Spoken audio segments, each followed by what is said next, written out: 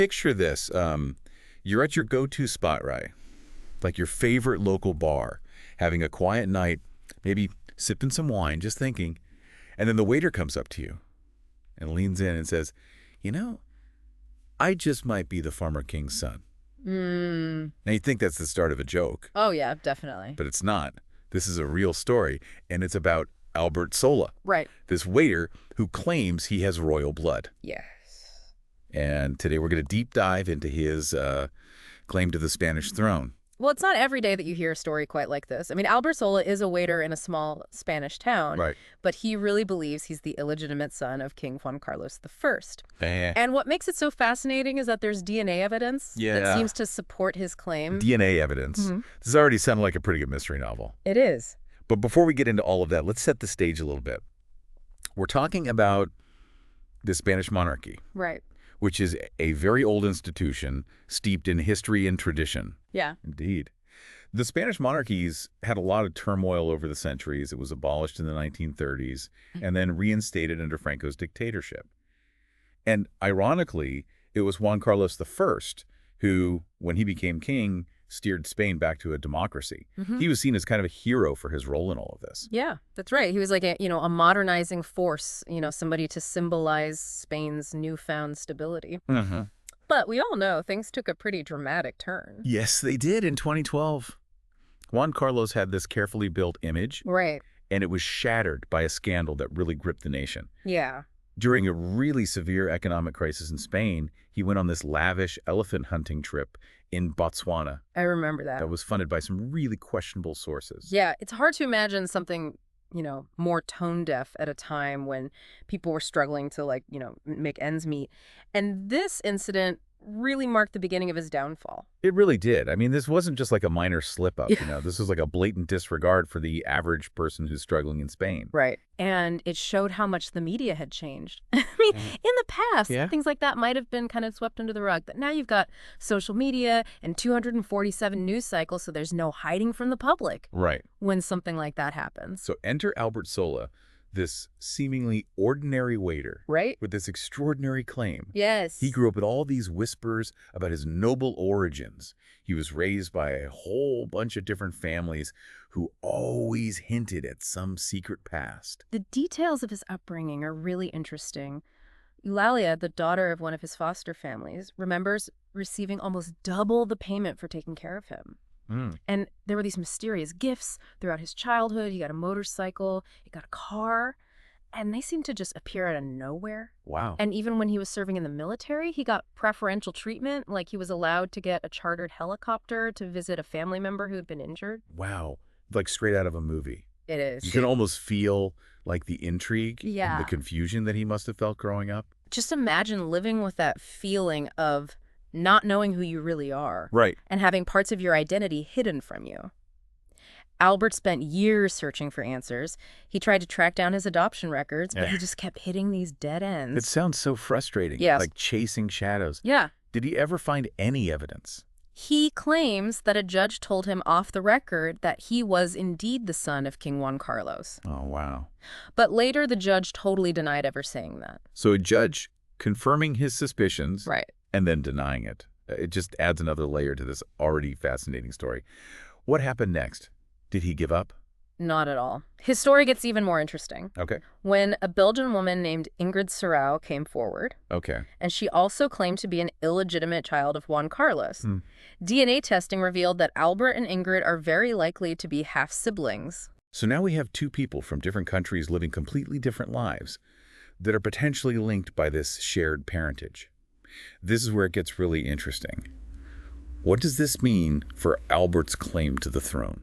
That's a really complex question, and we're going to dive into that in just a moment. But what we have here is this convergence of these personal stories and historical events that really make us re-examine our ideas about power and lineage and what it actually means to be royal in the 21st century. Yeah, it's a great point. And we'll be back right after this quick break to continue our deep dive into the fascinating story of Albert Sola. We'll be right back. Before we get into what these DNA results mean, Yeah. we need to remember that Juan Carlos's reign was also marked by this whole other scandal Right. that further tarnished his reputation, Uh-huh. and it kind of added fuel to the fire of these paternity claims. Oh, right. It's almost hard to believe that even after that elephant hunting trip, there's more. There is, unfortunately, this time it was all these allegations about financial impropriety on a massive scale. A swell newspaper reported that while he was still King Juan Carlos, had received $100 million Wow. in kickbacks from the Saudi king. $100 million. That's an incredible amount of money. And to think this was all happening while Spain was in a really bad economic crisis. The timing could not have been worse. It created this perfect storm of public outrage. Right. People were already mad about the elephant hunting trip, and then this just added insult to injury. Yeah. It felt like the king was just completely out of touch with the realities faced by ordinary Spaniards. Yeah, it's understandable why people were so angry. It just felt like such a betrayal of trust. Absolutely. And then as these allegations came to light, Yeah. Juan Carlos did something totally unexpected. What's that? He vanished from Spain. What? For 3 weeks, nobody knew where he was. Oh, wow. The media was going crazy, speculating that he was hiding out in the Dominican Republic or Portugal. Wait, the former king of Spain just disappeared. Sounds like something out of a movie. It does, right. The only thing he left behind was this short, cryptic goodbye letter to his son, King Felipe VI. Wow.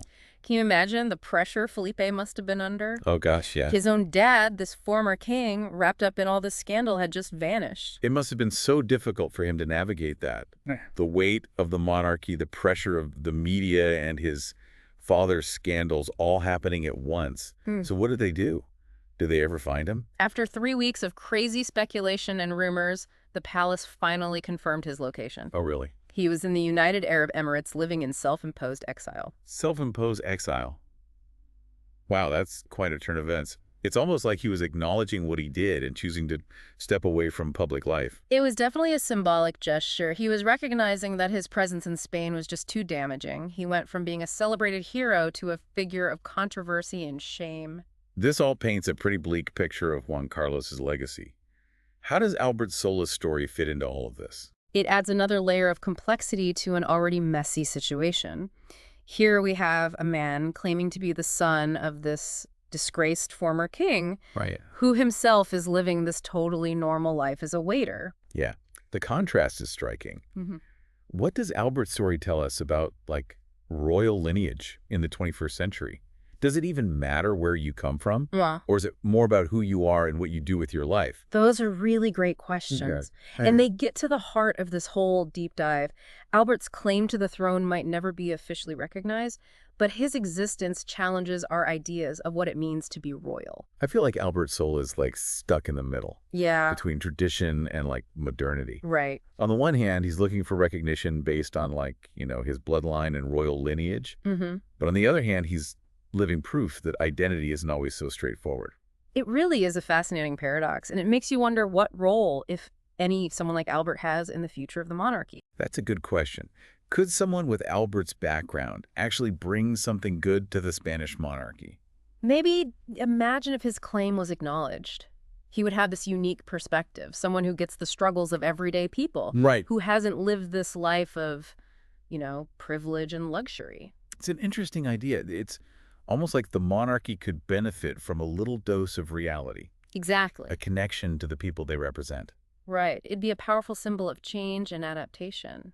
It could show the world that the monarchy is willing to change and embrace a more inclusive definition of what it means to be royal. But let's be realistic here. Wouldn't his lack of royal upbringing and experience be a big obstacle? Yeah. I mean, he's been a waiter his whole life, not preparing to be king. Oh, for sure, it would be a huge learning curve, but maybe being an outsider could actually be an advantage. He could connect with people in a way that someone born into royalty couldn't. Yeah, it makes you wonder if maybe monarchies, in order to survive in the 21st century, need to embrace these unconventional paths. It's a question we're thinking about for sure.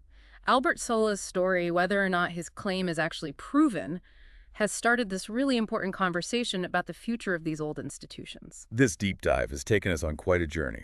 We started with a simple question about a waiter's claim to royalty, and we ended up talking about monarchies in the modern world. It really shows how powerful personal stories can be to Yeah. shed light on bigger issues. Albert Sola's search for his identity is tied to the changing nature of power, the role of the media, and the changing expectations of what it means to be royal.